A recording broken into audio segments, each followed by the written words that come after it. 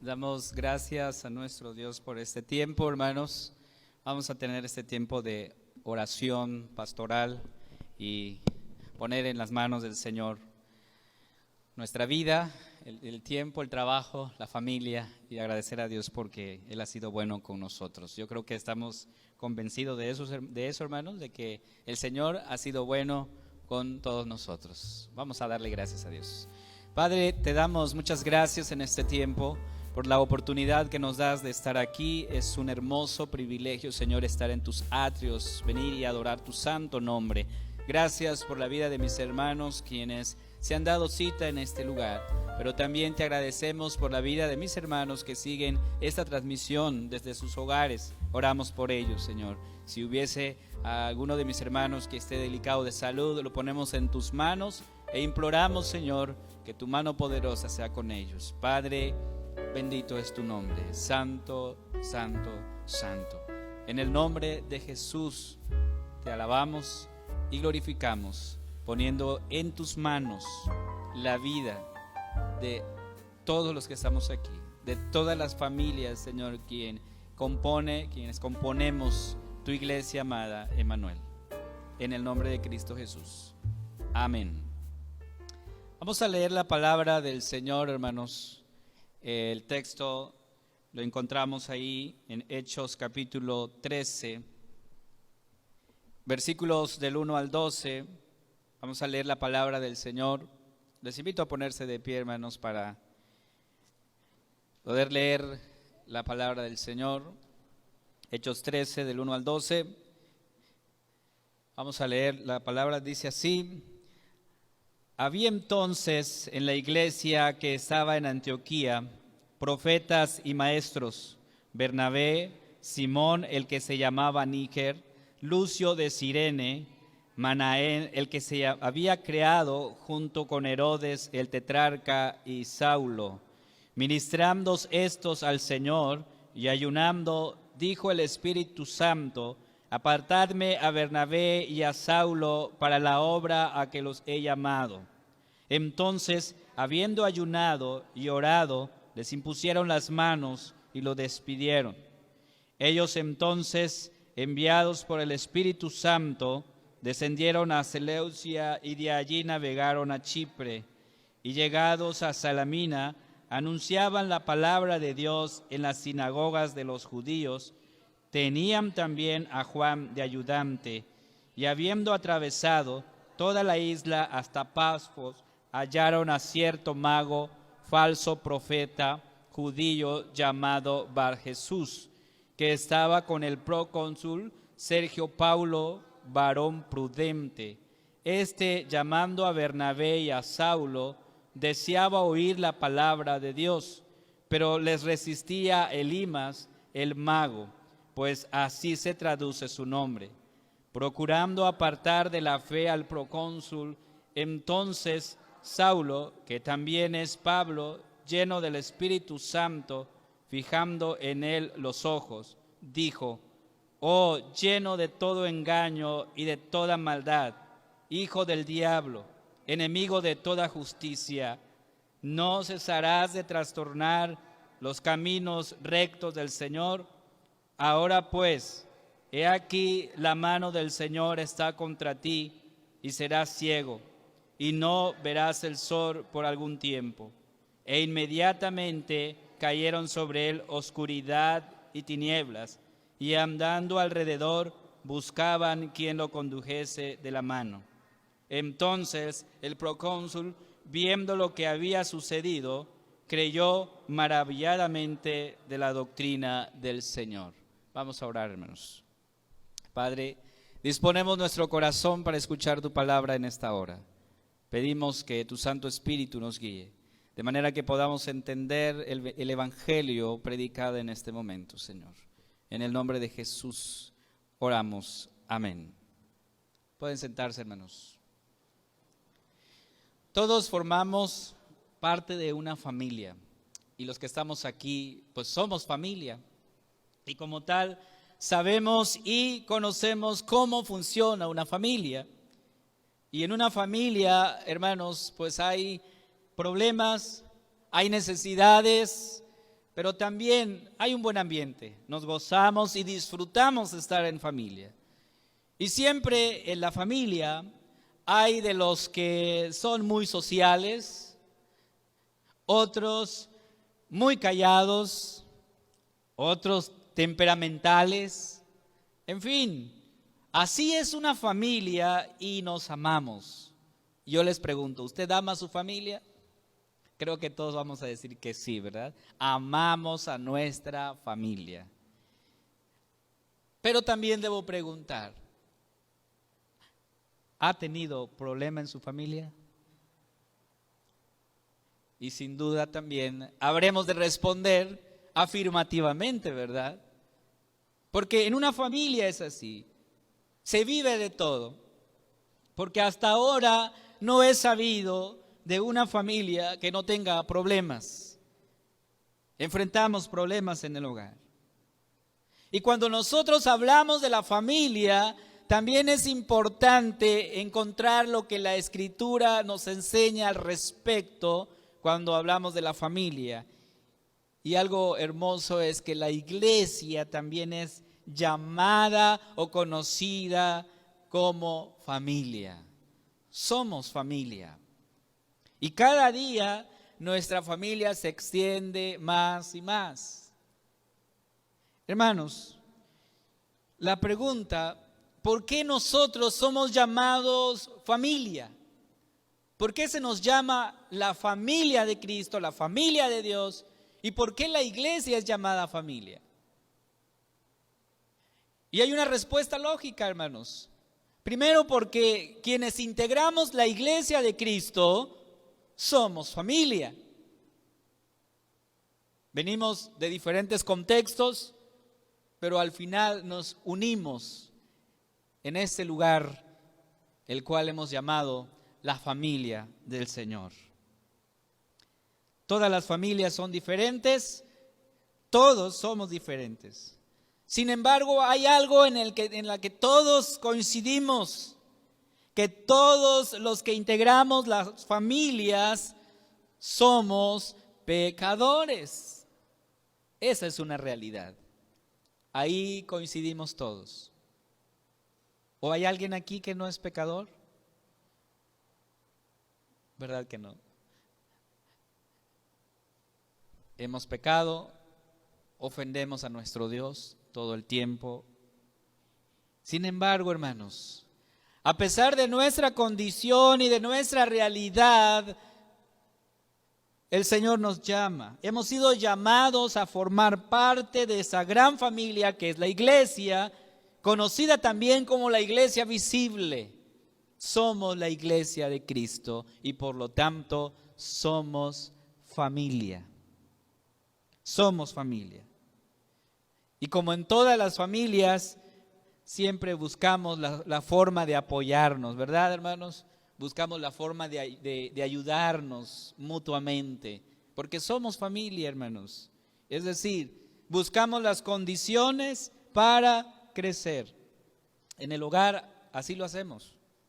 Nos ayudamos mutuamente, apoyamos a nuestros hijos, los animamos, estamos dispuestos a ayudarlos y estamos pendientes que ellos realmente estén creciendo.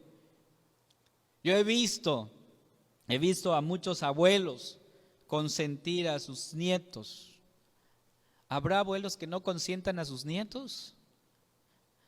No lo he visto hasta ahora, pero yo creo que la mayoría consiente a sus nietos. Otros pasan por sus nietos a la escuela, porque a veces papá y mamá trabajan y entonces pues hay que ir por los nietos, ¿verdad? Y son los abuelos quienes ayudan en esa tarea. De hecho, muchos padres llevan a sus hijos a sus trabajos. Mamá prepara la comida en casa, el lonche, para que el muchacho pues no aguante y no pase hambre, ¿verdad? Y así somos los padres, hermanos. Buscamos siempre el bienestar de nuestros hijos. Buscamos que nuestros hijos estén bien. Si están enfermos, nos angustiamos, nos preocupamos. Y así somos la familia. Somos una familia. Y buscamos que nuestros hijos sigan creciendo y de alguna manera, hermanos, buscamos las condiciones para que los miembros, para que quienes integran esta familia sigan creciendo. Eso es lo que hacemos. De diferentes maneras, de diferentes formas y contextos, buscamos apoyar a la familia. Y yo pregunto, ¿por qué hace usted eso? ¿Por qué ayuda a su hijo? ¿Por qué ayuda a su hija? ¿Por qué lo hace? ¿Recibe usted algún beneficio? Y realmente no, diríamos directamente no hay un beneficio si hablamos económicamente, ¿verdad? Pero creo que la satisfacción que nosotros recibimos es el hecho de haber impulsado a nuestros hijos a que sobresalgan en la vida. Pero hay algo muy importante, hermanos. Es el hecho de que nosotros podamos orar por ellos e implorar por nuestros hijos, que ellos continúen en los caminos del Señor. Creamos, hermanos, un ambiente donde todos colaboramos en familia y lo hacemos por el bien de la familia, de hecho, por el bien del hogar.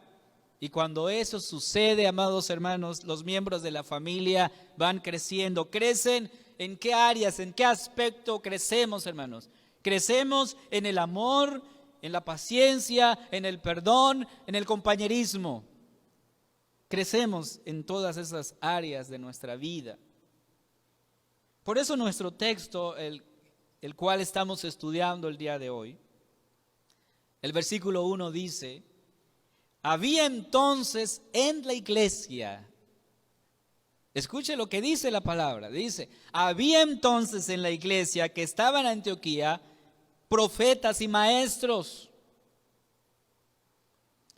Bernabé, Simón el que se llamaba Níger, Lucio de Cirene, Manaén el que se había creado junto con Herodes el tetrarca y Saulo.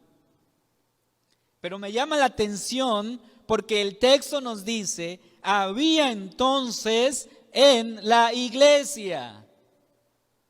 Eso me llama la atención. Así comienza el texto. Estos profetas que se mencionan en el versículo 1, estos maestros, o conocidos los profetas como predicadores, no aparecieron en la iglesia por arte de magia, hermanos. No. Crecieron en la iglesia, se formaron ahí, fueron instruidos, capacitados, discipulados en la iglesia. Entonces, cuando el texto dice había en la iglesia, significa que la iglesia en Antioquía estaba trabajando en lo que tiene que hacer, en formar siervos para Cristo. Por lo tanto, todos dentro de esta gran familia, hermanos, tenemos una tarea que hacer. Tú tienes una tarea.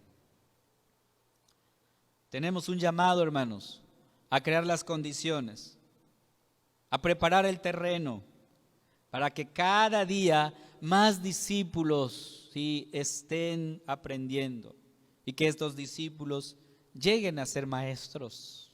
Esa es la tarea, hermanos. Y si tú estás en alguna área, en este servicio, aquí en la iglesia, primero, buena obra haces. Es un privilegio servir por la causa de Cristo. Sin embargo, tu tarea no solamente es dirigir una clase, dirigir la alabanza. No, esa no es tu tarea también. Tienes que ser intencional. Tienes que buscar a alguien que aprenda lo que tú haces para que más tarde, más adelante, esta persona ocupe el lugar que tal vez tú estás ocupando hoy. Es necesario. ¿Por qué es necesario? Porque de esta manera, hermanos, estaremos haciendo discípulos, ¿sí? Es formar discípulos. Hay algo importante a considerar, hermanos, porque nadie es eterno, ¿sí? No somos eternos, hermanos. Un día el Señor nos habrá de llamar a su presencia y cuando no estemos, hermanos, alguien hará lo que un día nosotros hicimos. Eso es hacer discípulos. Es mostrar, enseñar a alguien y decir, mira, así se hace, así lo vamos a hacer. Para que un día esta persona asuma esa responsabilidad en la iglesia del Señor. Y eso es una gran satisfacción, hermanos. Cuando la iglesia está formando discípulos, está siguiendo el mandato de nuestro Señor Jesucristo, que dijo ahí en el Evangelio de Mateo. Por tanto, id y haced discípulos. Esa es la tarea, hermanos. Por eso el texto nos dice que en la iglesia de Antioquía había profetas y maestros. Y quiero abundar un poquito en estos ministerios que aquí se menciona, profetas y maestros. Primero, el de profetas. Hay un gran debate sobre ese asunto de que si aún continúa el ministerio profético ahora en la actualidad. Pero yo quiero mencionar algo de lo que la Escritura nos dice. Sabemos, hermanos, que un profeta en el Antiguo Testamento era alguien que hablaba en nombre de Dios al pueblo. Sí, eso es lo que sabemos. Pero el término profeta en el hebreo se lee como Nabí, que literalmente significa el que llama a las personas en nombre de Dios. Aquel que está llamando en nombre de Dios. Entonces, un profeta o un Nabí es alguien que llevaba la palabra, era un portavoz de la palabra de Dios. Y su función principal no era el de predecir cosas del futuro, como muchos lo entienden. No, esa no es la función principal de un profeta. Y si lo vemos desde ese ángulo, hermanos, entonces un predicador hace esa función. ¿Qué hace un predicador, hermanos? Es un portavoz de la palabra de Dios. Es alguien que enseña la palabra de Dios y por lo tanto eso sigue ocurriendo hoy. Cada vez que un predicador, que un pastor expone la palabra de Dios, está haciendo el ministerio de un profeta en ese sentido. De hecho, en el libro de Hechos, el libro que estamos estudiando, encontramos que los profetas que se mencionan ahí eran predicadores itinerantes, ¿sí? Predicadores itinerantes. En ocasiones recibían revelaciones para eventos específicos. Y quiero que escuchen lo que dice Hechos 11:28. Hechos 11:28. Y levantándose uno de ellos, llamado Agabo, daba a entender por el Espíritu que vendría una gran hambre en toda la tierra habitada, la cual sucedió en tiempo de Claudio. Ahí está el ministerio profético, pero era en ocasiones muy específicas. Sin embargo, este ministerio cesó, quedando nada más la de maestros, pastores y evangelistas.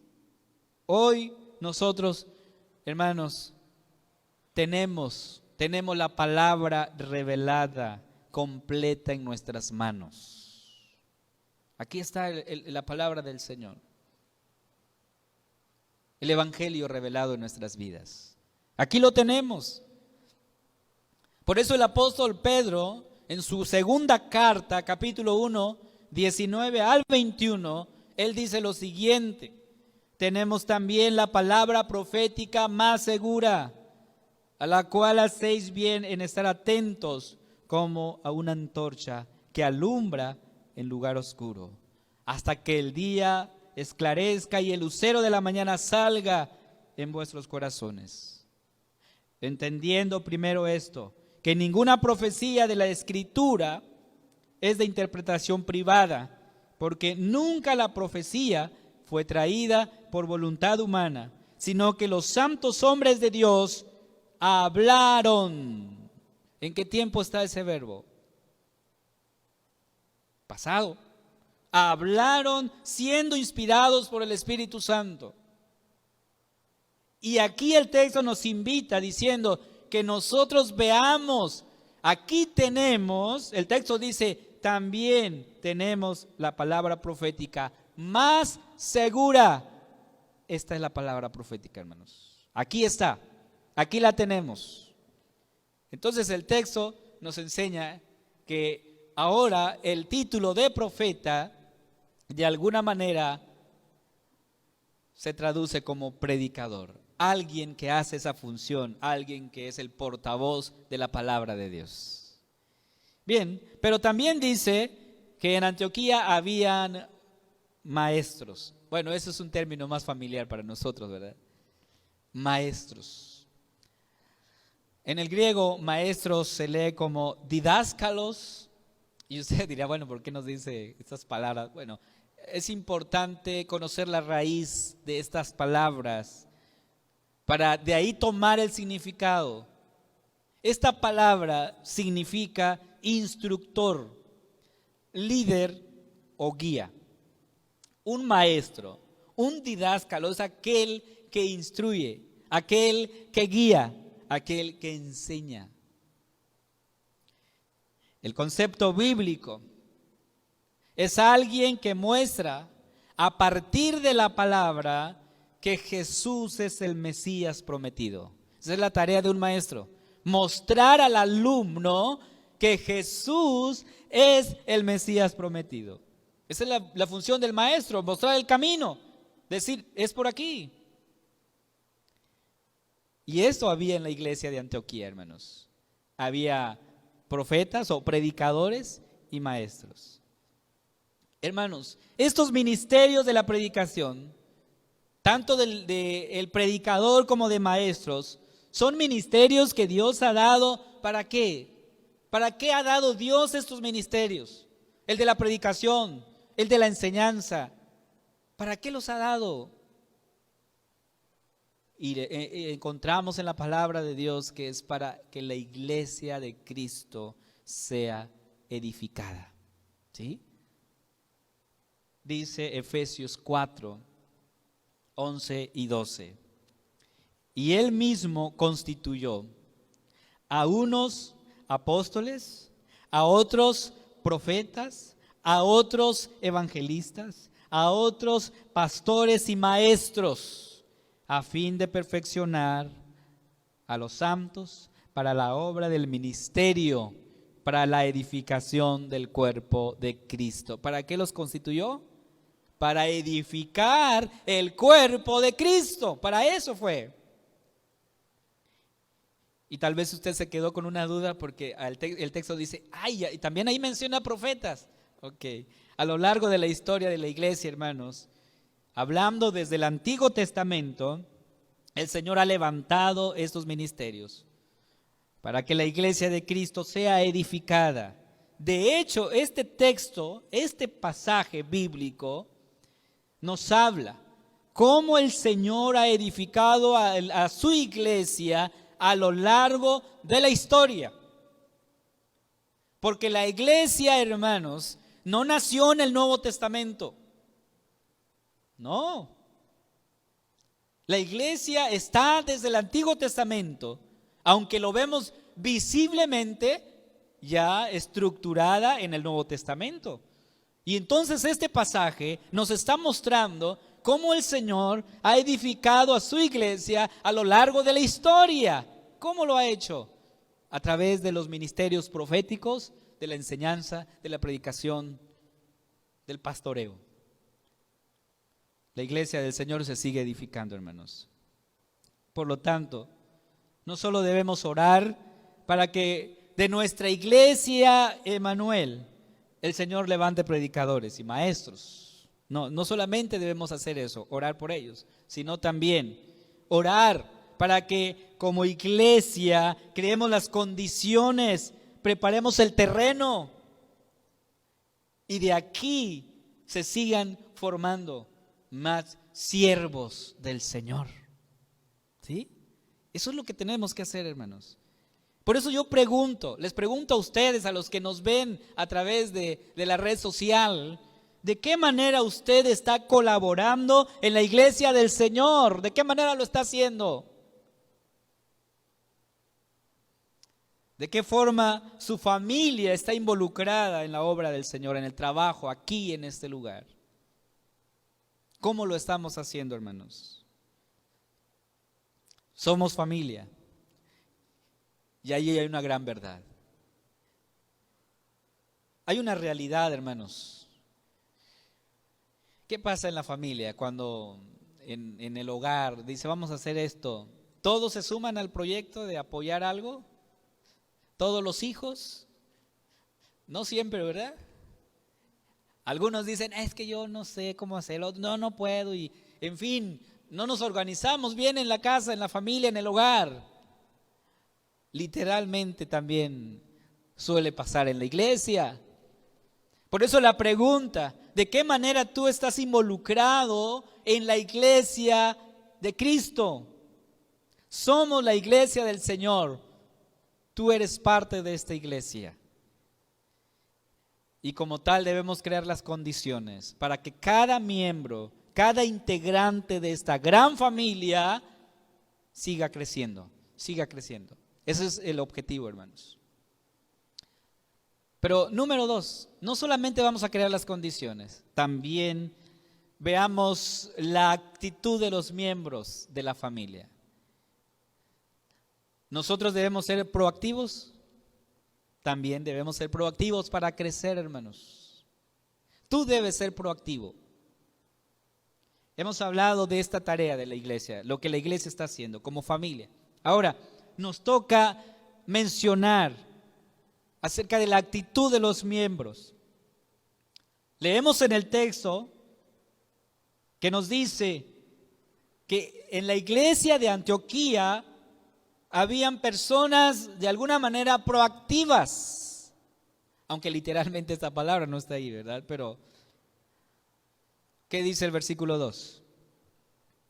Ministrando estos al Señor y ayunando, dijo el Espíritu Santo, apartarme a Bernabé y a Saulo para la obra a que los he llamado.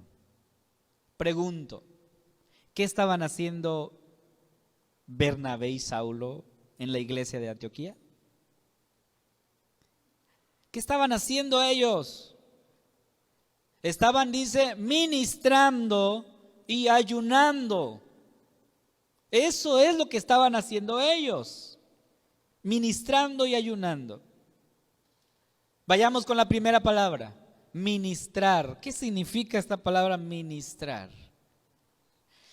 En el griego la palabra ministrar se lee como leiturgeo, que de ahí tomamos la palabra liturgia. Lo que nosotros hacemos es una liturgia. Tú estás en una liturgia ahora mismo porque estás adorando.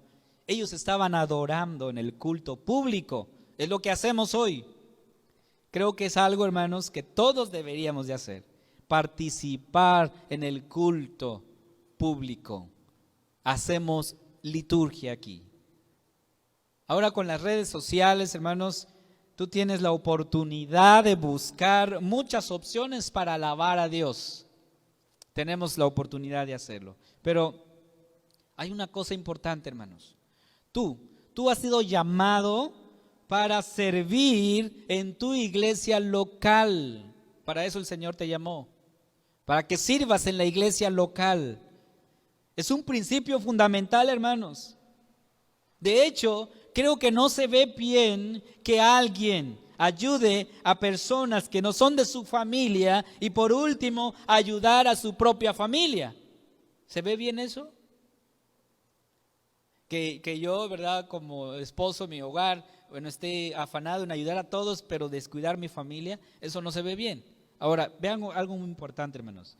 Resulta que creo que hemos malentendido el concepto de que somos la iglesia de Cristo. Y como somos la iglesia de Cristo, bueno, yo puedo apoyar a todas las iglesias del mundo. ¿Usted puede? Claro que puede hacerlo.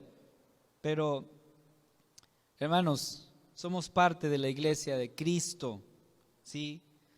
Y el Señor te puso en una iglesia local para que desde ahí nosotros podamos servirle al Señor.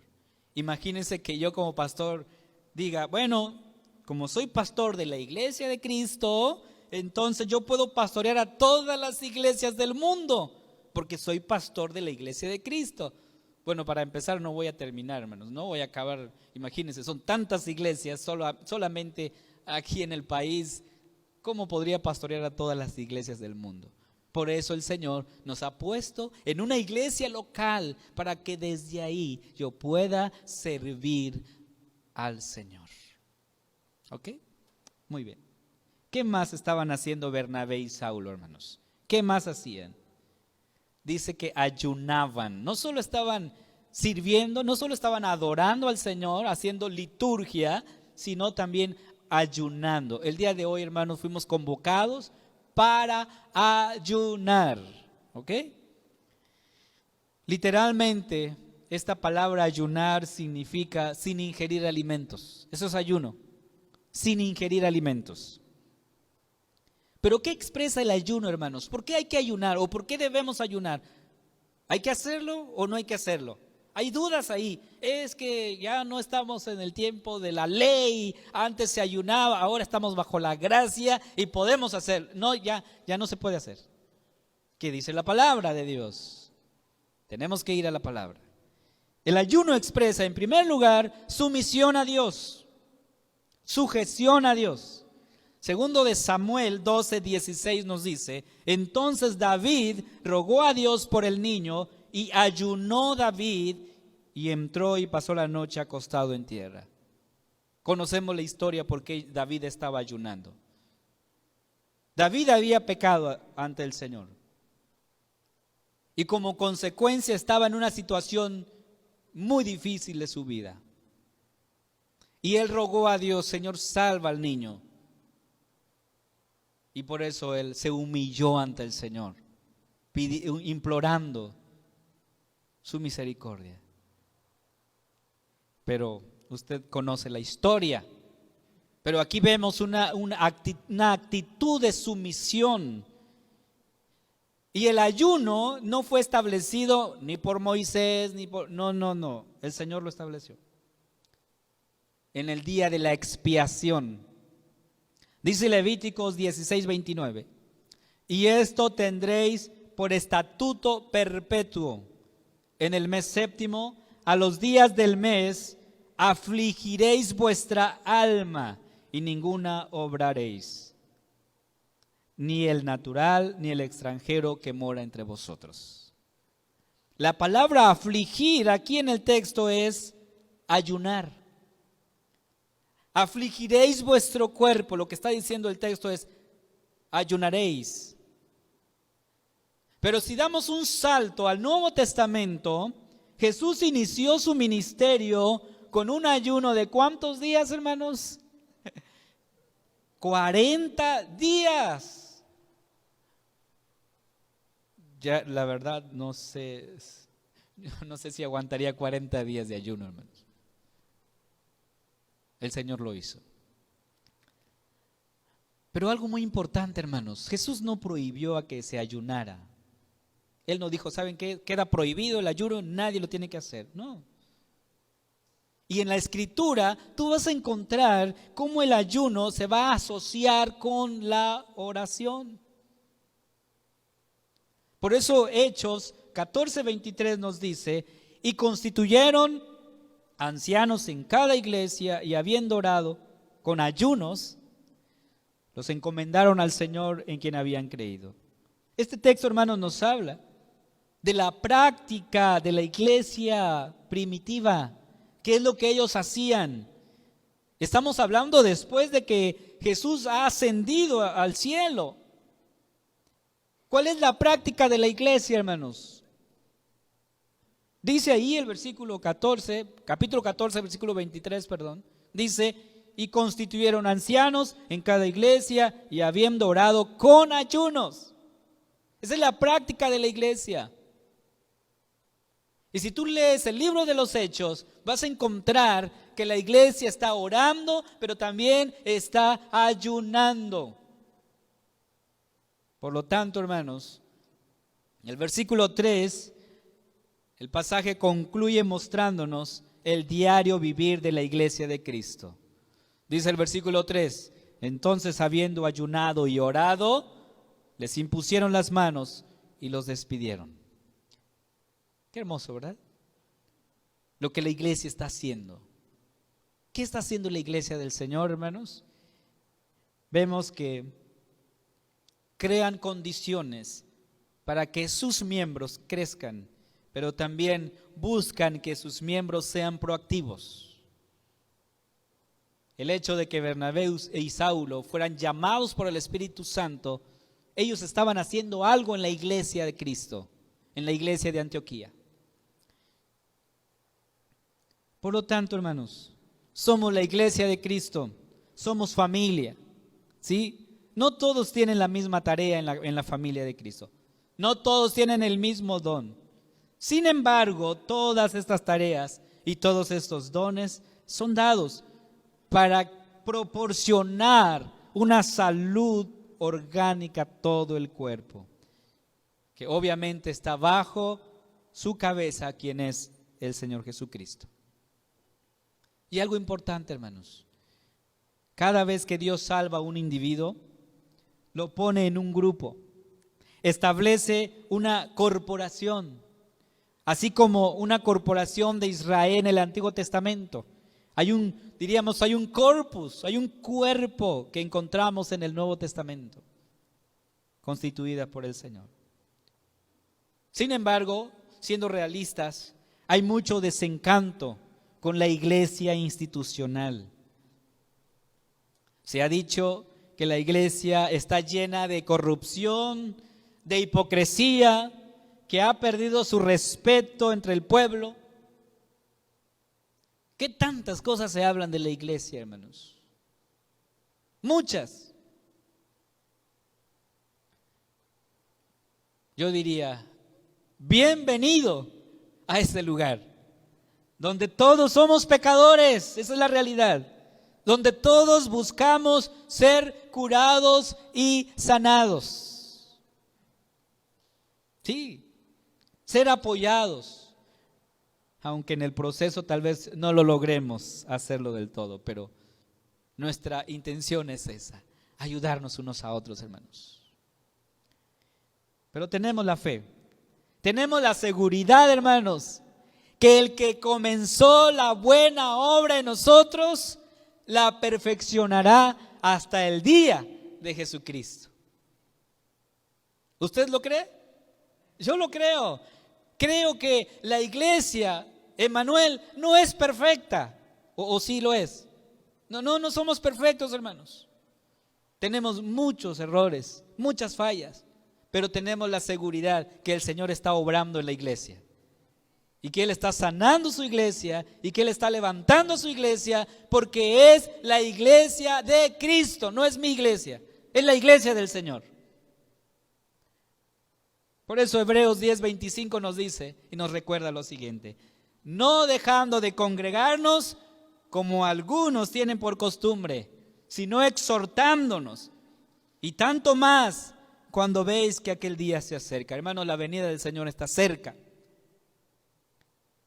Y el texto nos dice, no dejen de congregarse, no dejen de estar en la familia del Señor. Posiblemente alguien que por ahí en las redes nos escuche y se ha alejado de la familia de Cristo.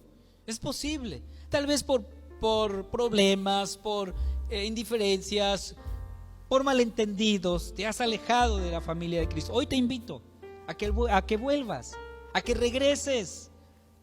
Nos daría mucho gusto tenerte en casa, en este hogar que es la familia. Nos daría mucho gusto. Iglesia Emmanuel, somos parte de la familia de Cristo. Nunca lo olvidemos. Alabemos a Dios porque integramos, somos parte de esta gran familia que es la iglesia de Cristo. ¿Está usted gozoso? Amén. Vamos a orar, hermanos. Gracias por tu palabra, Señor, porque somos parte de esta familia. Aún y con nuestros defectos, Señor, pero estamos seguros de que la obra que tú has comenzado en nosotros la perfeccionarás hasta el día de Jesucristo.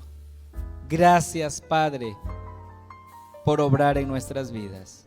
Gracias porque somos parte de esta gran familia que es tu iglesia, Señor. Gracias. Amén.